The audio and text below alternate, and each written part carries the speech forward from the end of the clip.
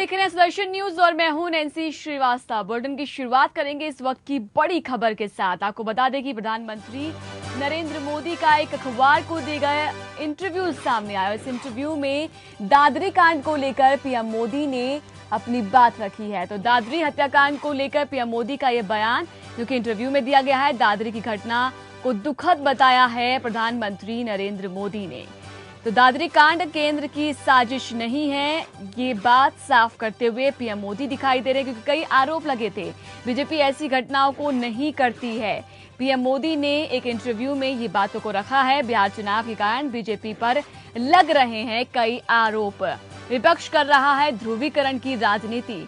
तो प्रधानमंत्री नरेंद्र मोदी का एक इंटरव्यू हुआ। इस इंटरव्यू में कई बातों को रखते हुए पीएम मोदी दिखाई दिए। दादरी कांड को लेकर अपना रुख साफ किया है और कहा कि हमारी पार्टी इस तरह का कोई काम में नहीं करती है और इस तरह के आरोप इसलिए लगाए जा रहे हैं क्योंकि चुनाव जो है पास में है, यानी कि बिहार चुनाव को देखते हुए ये ध्रुवीकरण की राजनीति की जा रही है विपक्षियों की ओर से। दादरी कांड केंद्र की कोई साजिश नहीं है, इसको लेकर पीएम मोदी ने बयान दिया है, बात को रखी है। बीजेपी ऐसी घटनाएं इसका समर्थन नहीं करती है।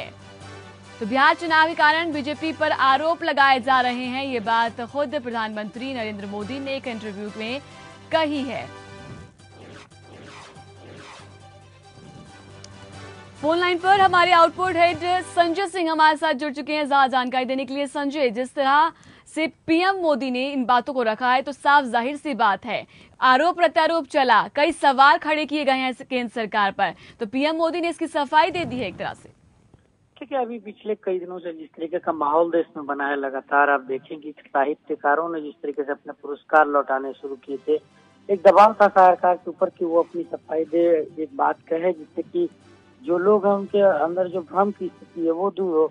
और साथ मोदी ने इसी भ्रम की स्थिति को दूर करने के लिए ये बात रखी है कि दादरी कांड में सरकार का कोई योगदान नहीं था, सरकार की तरफ से इस तरह के कोई काम नहीं किए जाते हैं जो देश की सद्भावना और एकता को तोड़ते हैं। और कोई भी गवर्नमेंट ये नहीं चाहती है, कोई भी सरकार ये नहीं चाहेगी कि उसके ऊपर इस तरीके के आरोप लगे।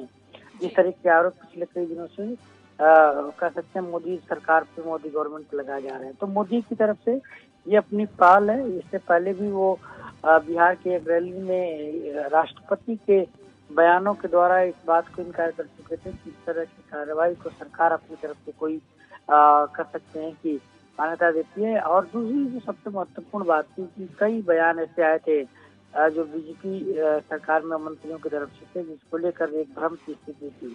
उस भ्रम की स्थिति को भी प्रधानमंत्री ने दूर किया है। तो ये बहुत महत्वपूर्ण इंटरव्यू कहा जाएगा प्रधानमंत्री मोदी का, क्योंकि ये वक्त है क्योंकि लगातार पॉलिटिक्स हो रही थी और पॉलिटिक्स में काफी जो छवि थी देश की वो नुकसान हो रही थी। देखिए, जिस तरह से ध्रुवीकरण की राजनीति की बात करते हुए पीएम मोदी यहाँ दिखाई दी हैं और इससे पहले जो उन्होंने एक आपको बता दें कि एक रैली में भी पीएम मोदी ने अपनी बात को रखा था और कहा कि राष्ट्रपति ने जिस तरह से अपनी बात को रखा है देश के लिए काफी जरूरी है, इस बात को ध्यान दिया जाए। देखिए, मैंने पहले ही बोला कि बिहार चुनाव में जिस तरीके का पोलराइजेशन हो रहा है, उस पोलराइजेशन से नुकसान और फायदे दोनों होते हैं। और दूसरी बात, जो सत्ता में पार्टी है, जो केंद्र में सरकार चला रही है, और पहले भी लगातार मोदी को लेकर सवाल खड़े किए जा चुके हैं। तो दादरी घटना के बाद से स्थिति और जो कह सकते हैं कि कठिन होती जा रही थी। और उसके बाद के बयान, चाहे वो सांस्कृतिक मंत्री महेश शर्मा की बात करें या बीजेपी नेताओं की बात करें, उससे भी एक भ्रम की स्थिति थी। प्रधानमंत्री से लगातार ये मांग की जा रही थी कि वो इस पर स्पष्टीकरण दे, और इसी स्पष्टीकरण के तहत उन्होंने ये इंटरव्यू दिया है, उसमें बहुत सी बातों को साफ किया है। तो कहीं न कहीं स्पष्टीकरण के जरिए साफ तौर पर जाहिर है कि पीएम मोदी ने उस बात की सफाई दे दी है जो दादरी हत्याकांड को लेकर कई सवाल खड़े कर रहे थे। विपक्षी लगातार कह रहा था कि पीएम मोदी क्यों अपनी बात को नहीं रख रहे। हालांकि एक रैली में भी पीएम मोदी ने राष्ट्रपति के बयान की सराहना भी की थी और कहा था उस बात को ध्यान रखा जाए। लेकिन जिस तरह से ध्रुवीकरण की राजनीति की बात कहते हुए पीएम मोदी दिखाई दिए हैं और साथ साथ कहा कि बीजेपी इस तरह की घटनाओं को का समर्थन नहीं करती है। तो पूरी तरह से चुनावी दौर चल रहा है और इस दौरान ये बयान काफी अहम माना जा सकता है। संजय सिंह, इस तमाम जानकारी के लिए आपका शुक्रिया। आगे बढ़ रहे हैं। प्रधानमंत्री नरेंद्र मोदी आज अपने निवास पर नेताजी सुभाष चंद्र बोस के परिवार के सदस्यों की मेजबानी करते हुए नजर आएंगे। इस बात की जानकारी पीएम मोदी ने ट्वीट के जरिए दी है। साथ ही कहा कि ये कार्यक्रम उनके लिए सम्मान की बात है। मोदी ने बताया कि अलग अलग देशों से नेताजी के परिवार के 50 से ज्यादा सदस्य आएंगे। वहीं नेताजी परिवार के जन मोदी से नेताजी से जुड़ी सभी फाइलों को सार्वजनिक करने की मांग भी कर सकते हैं, जिससे नेताजी के 70 साल पहले गायब होने का रहस्य सुलझ सके।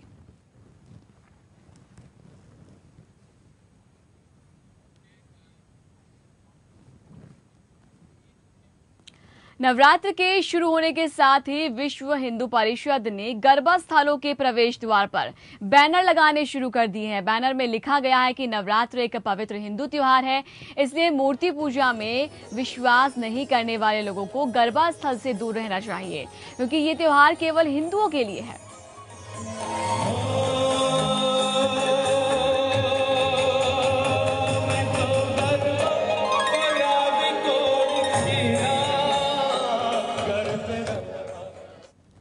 बिहार विधानसभा चुनाव के दूसरे चरण का प्रचार आज थम जाएगा। दूसरे चरण में 6 जिलों में 32 विधानसभा सीटों के लिए 16 अक्टूबर को वोटिंग होगी। आपको बता दें कि चुनाव आयोग के नियम के अनुसार मतदान के 48 घंटे पूर्व चुनाव प्रचार पर रोक लग जाती है, जिसके बाद राजनीतिक पार्टियां ना तो कोई रैली कर सकती है, ना ही किसी भी तरह की सभा कर पाएंगी। वहीं दूसरे चरण में जिन 6 जिलों में 32 विधानसभा सीटों पर चुनाव होने जा रहे हैं, वो सभी आंशिक और पूर्ण रूप से नक्सल प्रभावित क्षेत्र हैं, जिसको लेकर सुरक्षा के इंतजाम किए गए हैं।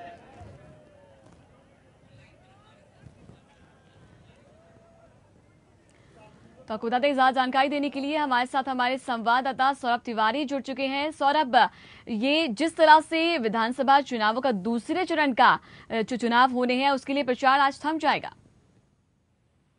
जी देखिए, पहले चरण का 49 सीटों पर मतदान है और दूसरे चरण के लिए आज शाम 5 बजे विधानसभा के लिए आज थम जाएगा। देखिए, चाहे बीजेपी हो, आरजेडी हो, जेडीयू हो, सभी पार्टियां शाम 5 बजे तक चुनाव प्रचार करेंगे और जनता को लुभाने की भरसक कोशिश करेंगे।